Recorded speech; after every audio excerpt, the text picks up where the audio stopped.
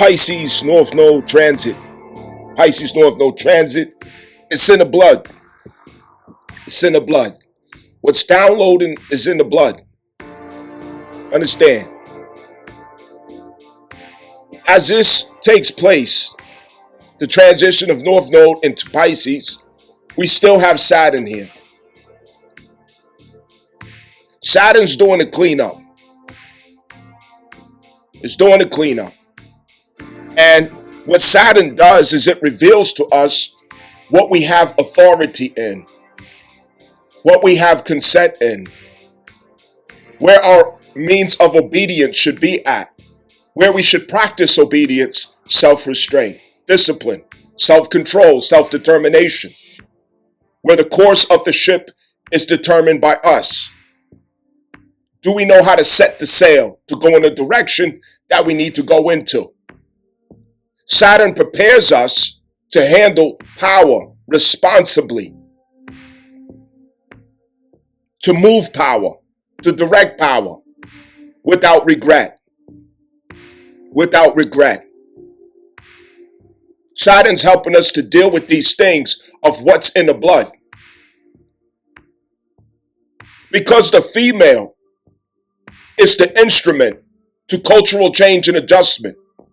The female is the instrument that changes and adjusts the image that males choose to show up in. You have to learn changes of society through the woman. Thus, why I'm always talking about women.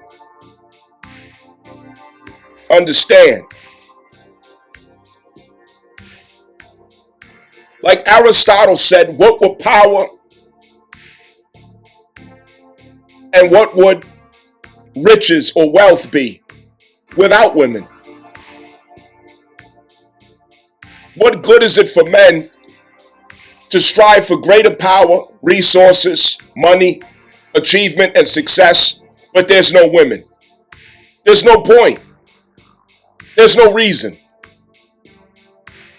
If you take women out of the picture, you can't give me one reason why a man should get up and work, why he should till the ground, why he should sweat at his eyebrow to produce money, wealth, success, or whatever else. Why? What's the point if he can't have access to women? This is the tragedy of feminism that steps between man and woman. It destroys the motivation because she's no longer accessible, because she's no longer in her right mind. She's under the spell of the toxic feminism and liberalism. With South Node Libra ending that story and now beginning a number 9 vibration, a number 9 hermit card through Virgo South Node, a detoxification of the female, a purification of the female, a transformation of the female through divine number 9 masculine transformation of Virgo South Node, transforming the female. Pluto went direct out of Capricorn into Aquarius, conjunct the moon. Conjunct the moon. That right there is our sign, a very clear sign that maturity of women is coming up. She's going to be transformed into her mature self as a nurturer, as the oracle, as the helpmeet, the high priestess of a society, the high priestess of the relationship. She's going to have to be a real woman now. Let's come back to the point. In the blood. This shouldn't take long. In the blood. Generational curses is what's being addressed by Saturn as it's passing through Pisces. Generational curses. The 12th house is where we investigate our portion in generational curses and covenants. It lets us know the burdens and gifts that we have in the blood through Pisces and 12th house. So with this being the case, how often through the blood, through hormones, Okay? Hormones in the blood, biochemistry, hormones, which tells the body what to do, tells the body how to do. It gives the instructions to the body and how everything, every function of the body is to be determined. From the way that we look, the geometric composition of how we look, the facial features, how much hair, how much sweat, our scent, the pheromones that we release, what we want to eat, when we want to eat, how we metabolize, who we're attracted to and who we're not, our sexual appetite, self-determination in life, our ambition or lack thereof. All of this comes back to hormones. All of it. And when we're speaking about hormones, we're talking about the command of our biochemistry. The command of our biochemistry. When you talk about command of biochemistry, we now are talking about the command of orishas within the body. The spirits of form. Forces of nature. The Elohim. The impulses of planets. The power of orishas begin where the laws of physics begins. As above, so below, it is the same internally and externally concerning the self. Our hormones has everything to do with how orishas take command in our life. Men and women are predominantly governed by different set of hormones. Obviously, men through testosterone, the disagreeable nature, and females through estrogen, the agreeable nature. Venus and Mars polarity. The maturity of the Mars finds itself at Saturn. The maturity of Venus finds itself at the moon. The command centers. Copper and iron polarity. Ogun and Oshun polarity.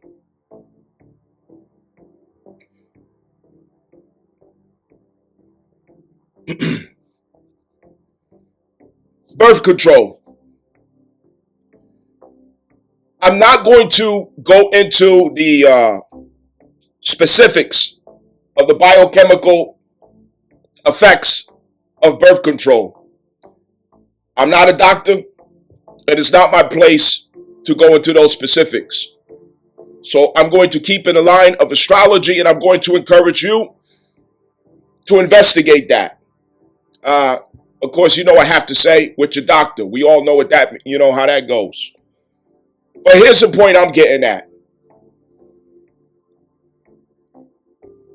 I know at 41 years old, especially as a man who's always been a family man, grew up with sisters too and everything else, all right?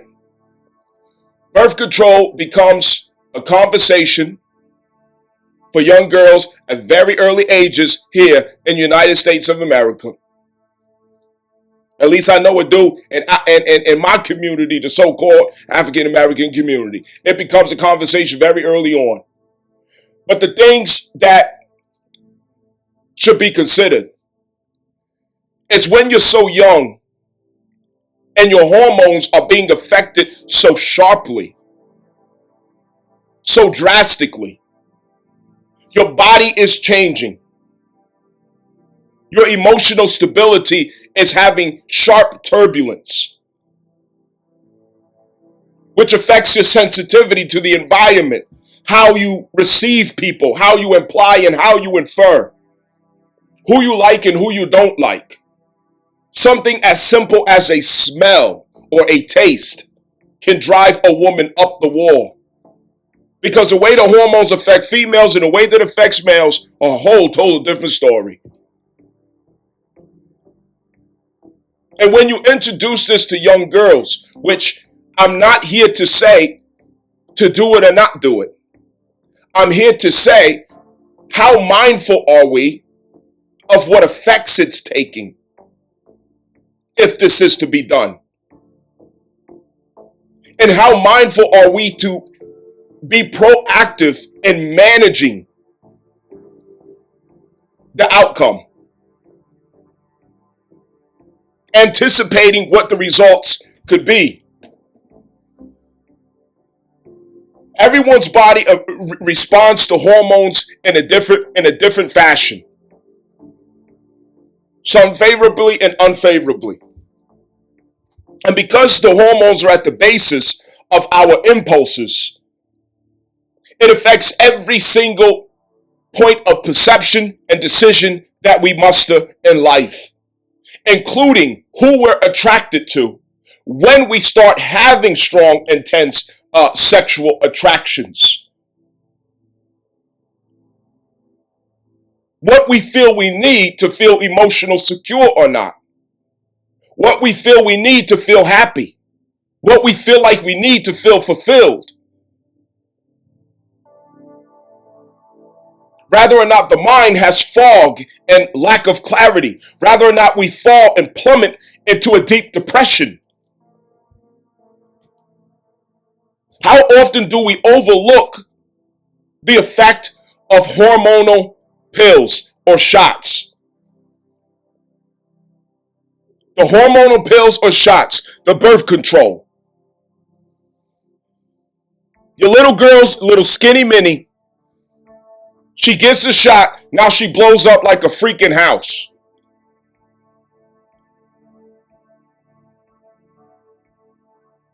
Now she look like a grown-ass woman and she ain't up but 15, 14 years old.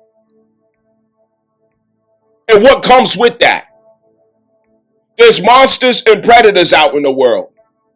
There are people who are so lustful and desperate to gain access to what they see.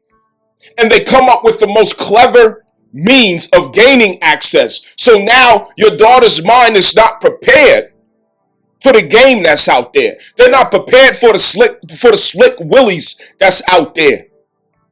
For the pimping that's out there. They're not ready for it. And they come with all this game, selling all these dreams. Now your daughter's knocked up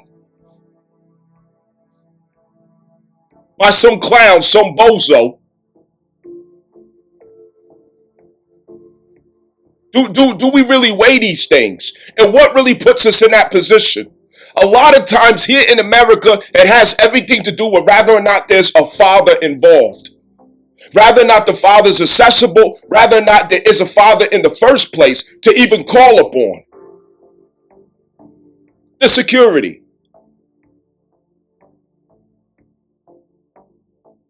Feminism has done the job to where the father is no longer an expectation or a member of the family that we should expect or insist on being there. Feminism has done this. And it leaves the children in danger. And the mother is making decisions so that she doesn't have to manage crisis, so that she doesn't have to manage troubles and problems. I don't want my daughter to get pregnant. I don't want her to have a baby too early.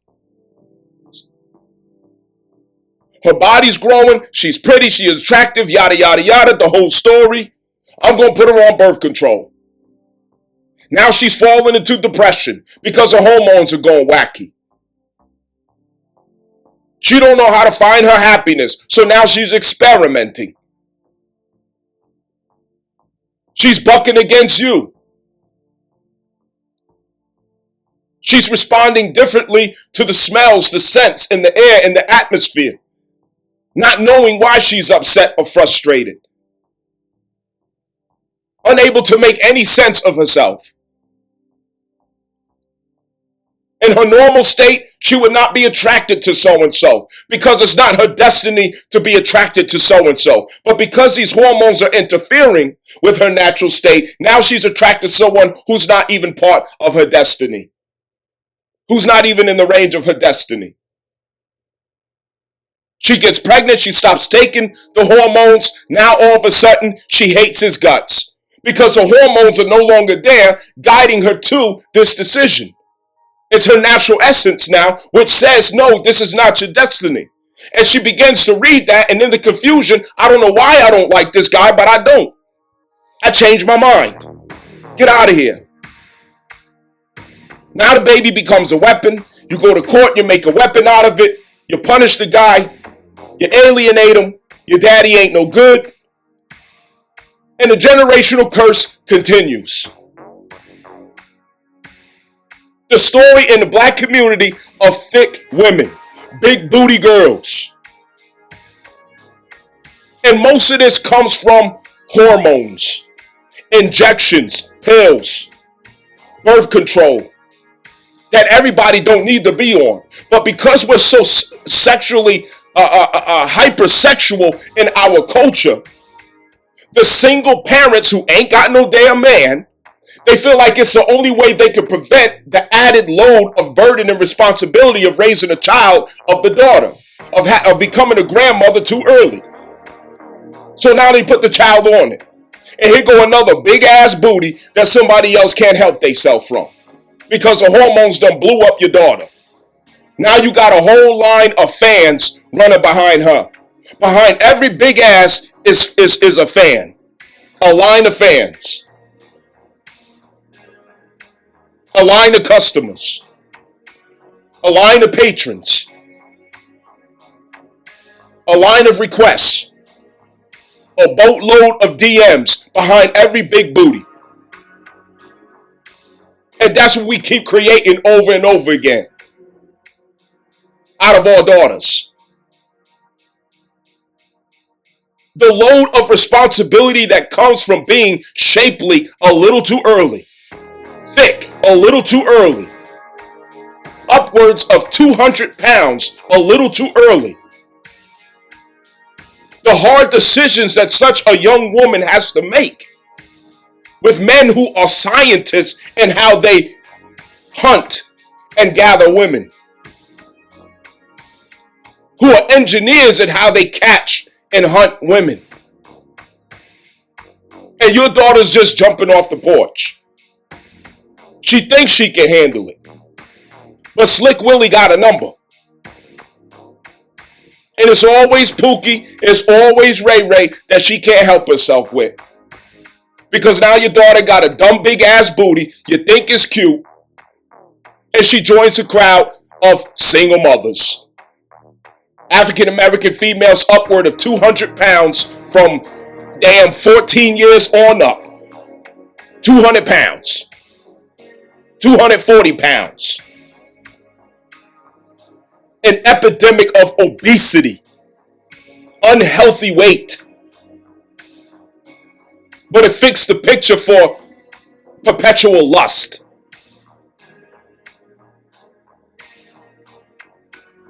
This is why the father is important going forward. We have to encourage it. We have to promote it. We have to enable it. We have to strategize according to that ideal that there must be a father.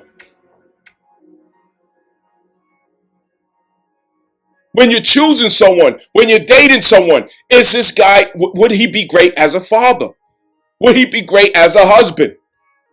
Not, oh, I don't like your shoes. I don't like your pants. I don't like your hairline.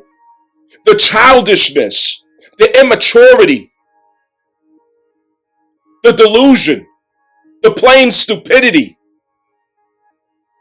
It's a curse in the blood. It's in the blood. Because the mama was doing it and the mama's mama was doing it too. What have we been doing for generations that really needs to be addressed and undone starting now? It doesn't have to keep continuing like that. You give your sons condoms. You give your daughters birth control. And you say good luck. As long as you don't have a baby, I'm good. Is it really that easy? Is it really that simple? No, it's not. Because how many times have we been trying that? How many generations have we been trying that since the 70s? Well, since the 60s. How many times have we been trying the same thing, getting the same results and the same outcome? Sex is not for single people. Sex is for married people. And that's something that black people just can't seem to agree upon. They deem it impossible. Because you have that little control over yourself, that little mastery over yourself. You deem it impossible or unreasonable that sex should be for the married man and the married woman only. How often are we producing virgins anymore? Sending girls out in marriage as virgins. Who's heard of that since the early 90s?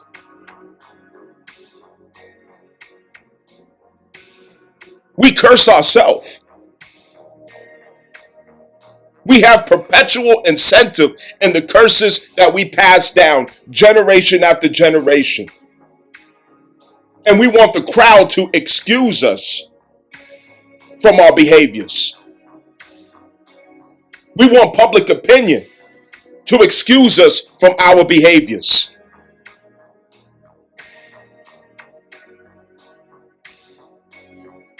How many times has birth control caused you to behave in ways that you don't even know how to manage? Arguments that probably should have never happened. Frustrations and irritations with little things that in your natural state you could have navigated and governed. When birth control becomes a ticket to be promiscuous, a safety net for a promiscuous lifestyle, all you're doing is creating more of the generational curse that every child is born to be burdened with until somebody wakes up and says, wait a minute, what are we doing? That's all you're doing. You're giving yourself a ticket to be promiscuous. You're giving yourself a ticket to lay up with person after person, leaving a trail of spirits, curses, covenants, dead babies because you want to go to the abortion clinic as a result of it. Pump and dump. You're full of DNA from so many men. Semen from so many men. In every hole that you got in your body. When are we going to step back and see something ain't right about this? And if I clean it up, I might have more clarity about where I'm going and why I'm here on earth. Don't pass down the contamination to the next generation. Let's clean it up. Clean it up. Look what we condone and look what we say yes to. Look what we consent to through our behavior. You may not say to your daughter or say to your son, hey, go out there and have sex. But how you're setting them up, the things that you're getting them to do as practice and prevention for a baby coming in, you're saying yes. You're telling them to go do it. But if you were to have a father, it hits different on the mindset of the daughter. It hits different on the mindset of the son, especially when you respect the husband, or when you are wise enough to choose a man who is respectable before you open your legs. So you don't have to have that excuse of, well, I got a man I can't respect. Well, that starts with you getting to know him before you have sex with him. And there's no such thing as, oh, he was this way and he tricked me. No, you got intuition. You got common sense. You have insight. You have instincts. You a damn lie. And that shit needs to stop too. Take responsibility. Why are you with a man who's not respectable? Because don't you understand that sooner or later you will have to have children and you need to demonstrate respect for him so they also can respect him and have the fear of God in them for him? Children should have the fear of God for their father. And they should have the love of God for their mother. And when they go out into society, this consciousness stays with them and it protects them. Number 9, Hermit card, South Node, Virgo. This is what returns to the consciousness. It's clarity. Because it is a detox from the world. Number 9. It is to become the monk. It is to become the hermit. It is to become the prophet and the messenger for the Most High. It is to meet the old man within your own heart, where you get counsel, you get admonition, you get wisdom, you get in touch with yourself, you become reborn, and the Christ impulse illuminates within you the wisdom of God. Authenticity.